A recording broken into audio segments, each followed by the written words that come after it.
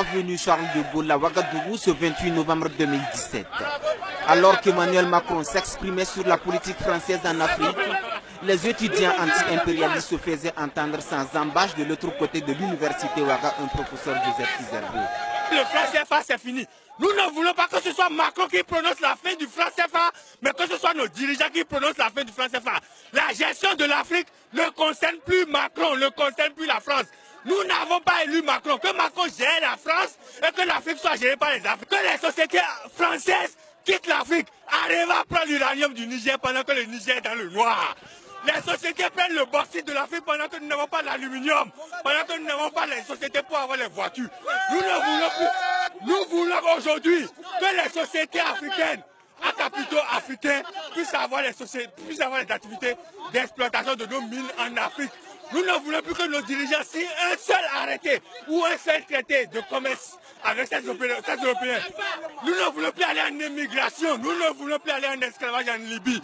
Nous voulons des emplois chez nous ici, avec des sociétés dont les revenus vont rester en Afrique, dont les profits vont rester en Afrique. À bas la France, à bas les... Des manifestants aussi bien nombreux que diversifiés, eux, décrivent l'inaccessibilité du campus. Ils ont été interdits par les forces de l'ordre, de quoi accentuer la colère des étudiants. Ils ont fermé les écoles à cause de Macron. Ils ont fermé des boutiques à cause de Macron. Pourquoi? Notre système éducatif là a plus de valeur par rapport à Macron. Macron, quand nos dirigeants partent en Afrique, là, ils sont en Europe, pratiquement en France, ils sont mal accueillis. L'exemple, c'est clair. Quand Roch est parti en France, c'est l'ambassadeur qui vit au Burkina qui est parti accueillir Roch en France. Pour s'adresser à qui? C'est pour laisser les étudiants, non?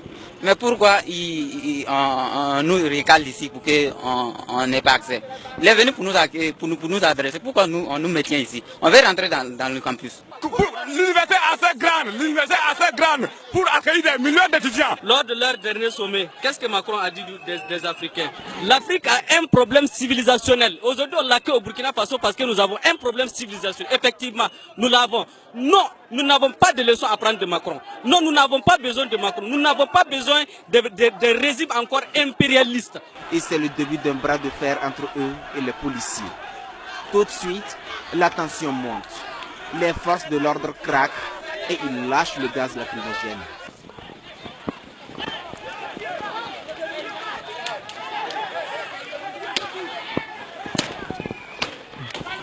Après la dispersion, les manifestants tentent de riposter. Les FDS sont parfois lapidés, les routes sont barricadées et des objets brûlés sur les bitumes en riposte.